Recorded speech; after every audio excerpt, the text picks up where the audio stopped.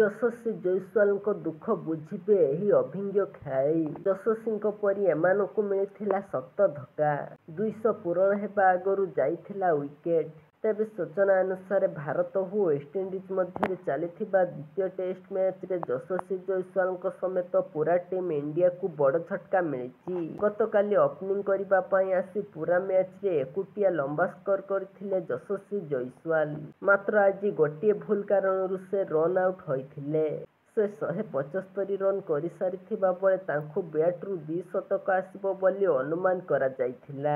ମାତ୍ର ଖେଳର ମୋଡ଼ ବଦଳାଇ ଦେଇଥିଲା ଯଶସ୍ୱୀଙ୍କ ୱିକେଟ୍। ତେବେ ନଚାଉଥିଲେ ମଧ୍ୟ ଏକ ଏପରି ରେକର୍ଡ ହାସଲ କରିଛନ୍ତି ଏହି ଯୁବ ବ୍ୟାଟର। ଆଗରୁ ଏହିପରି ଅନେକ ବ୍ୟାଟ୍ସମ୍ୟାନ୍ ଦ୍ୱିଶତକ ହେବାର ଠିକ୍ କିଛି ସମୟ ଆଗରୁ ୱିକେଟ୍ ହରାଇଛନ୍ତି। ବର୍ତ୍ତମାନ ଏହି ଲିଷ୍ଟରେ ସାମିଲ ହୋଇସାରିଛନ୍ତି ଯଶସ୍ୱୀ ଜୟସ୍ୱାଲ। ଆଗରୁ ସଞ୍ଜୟ ମାଞ୍ଜରେକର ଓ ରାହୁଲ ଦ୍ରାବିଡଙ୍କ ସହ ଠିକ୍ ଏହିପରି ହୋଇଥିଲା। ଭାରତୀୟ କ୍ରିକେଟର କେବଳ ଦୁଇ କିମ୍ବଦନ୍ତୀ ଯଶସ୍ୱୀ ଜୟସ୍ୱାଲଙ୍କ ଏହି ପ୍ରକାରରେ ରନ୍ ଆଉଟ୍ ହେବାର ଯନ୍ତ୍ରଣା ବୁଝିପାରିବେ। ରାହୁଲ ଦ୍ରାବିଡ ଏବଂ ସଞ୍ଜୟ ମଞ୍ଜରେକର ମଧ୍ୟ ସମାନ ଭାବରେ ଆଉଟ୍ ହୋଇଥିଲେ। ତଥାପି ଉଭୟ ପୂର୍ବତନ କ୍ରିକେଟର ଦ୍ୱିଶତକ ପୂରଣ କରିବା ପରେ ରନ୍ ଆଉଟ୍ ହୋଇଥିଲେ।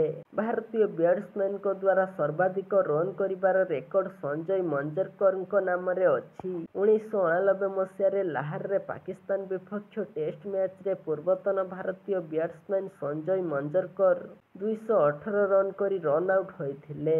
ରନ୍ ଆଉଟ୍ ହେବା ପୂର୍ବରୁ ଏହା ଟେଷ୍ଟ କ୍ରିକେଟରେ କୌଣସି ଭାରତୀୟଙ୍କ ଦ୍ୱାରା କରାଯାଇଥିବା ସର୍ବାଧିକ ସ୍କୋର ଥିଲା। ପୂର୍ବତନ ଭାରତୀୟ ଅଧିନାୟକ ରାହୁଲ ଦ୍ରାବିଡ ମଧ୍ୟ ଦ୍ୱିଶତକ ହାସଲ କରିବା ପରେ ରନ୍ ଆଉଟ୍ ହୋଇଛନ୍ତି। 2002 ମସିହାରେ ଇଂଲଣ୍ଡ ବିପକ୍ଷରେ ଓଭାଲ ଟେଷ୍ଟରେ ରାହୁଲ ଦ୍ରାବିଡ ରନ୍ ଆଉଟ୍ ହେବା ପୂର୍ବରୁ 217 ରନ୍ର ଏକ ଚମତ୍କାର ଇନିଂସ ଖେଳିଥିଲେ।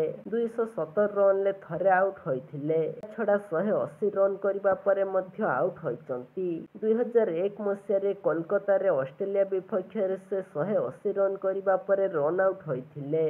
ବର୍ତ୍ତମାନ ସର୍ବାଧିକ ରନ୍ କରିଥିବା ଏବଂ ରନ୍ ଆଉଟ୍ ହୋଇଥିବା ଭାରତୀୟ ଖେଳାଳିଙ୍କ ତାଲିକାରେ ଯଶସ୍ୱୀ ଜୟସ୍ୱାଲ ଚତୁର୍ଥ ସ୍ଥାନରେ ଅଛନ୍ତି।